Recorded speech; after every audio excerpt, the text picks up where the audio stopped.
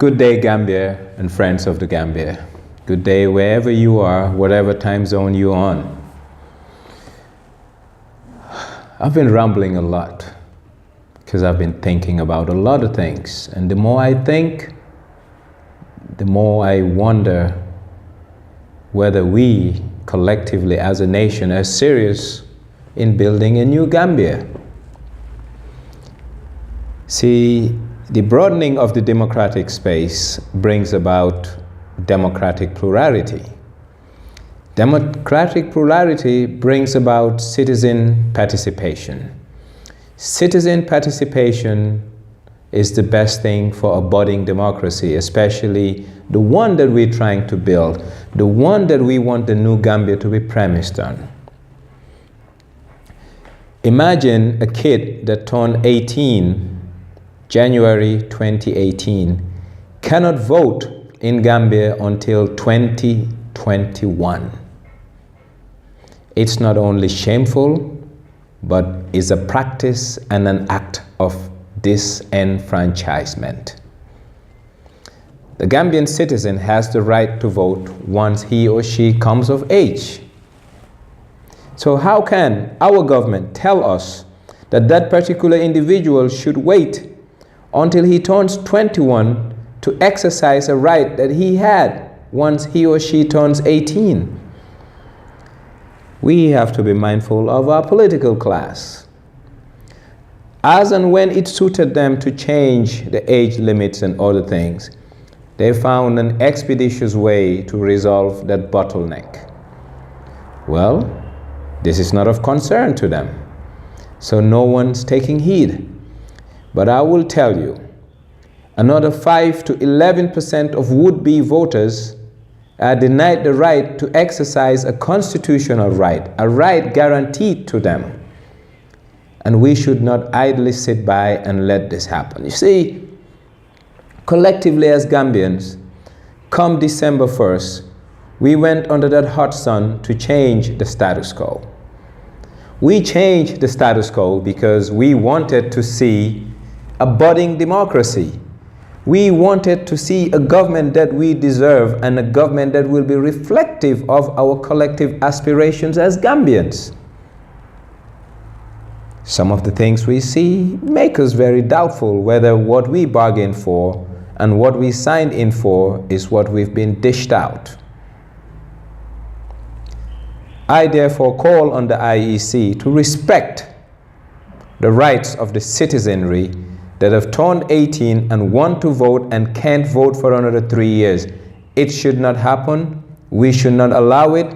And the gatekeeper and the policeman of our electoral system should not be an accomplice to disenfranchising honest and eligible Gambians from voting.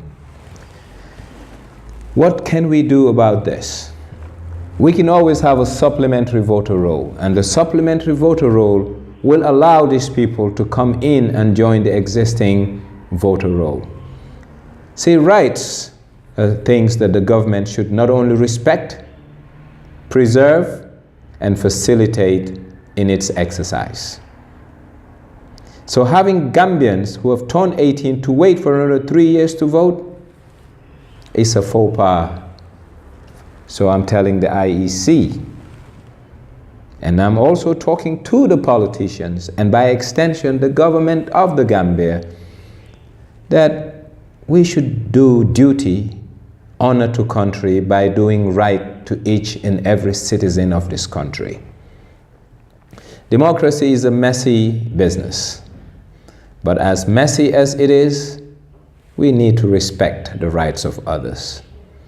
I cannot see why a Gambian who has turned 18 has to wait till he turns 21 to exercise a right that's a God-given and a constitutional guarantee.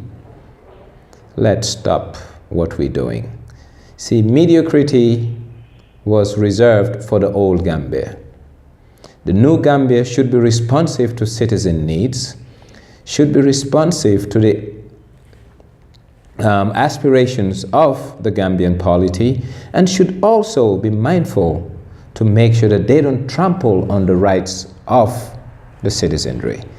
Therefore, the way out of this is to have a supplementary voter's card and a voter registration for a new voter roll. I don't see why people have to wait that long. Politics is an expedient exercise, and what's good for the political class, they always work hard to get it their way. What's good for the voting class is a secondary issue to the politicians. But that Gambia is a thing of the past. The new Gambia is not going to allow people to sit down and dictate how we're going to live and what we're going to do.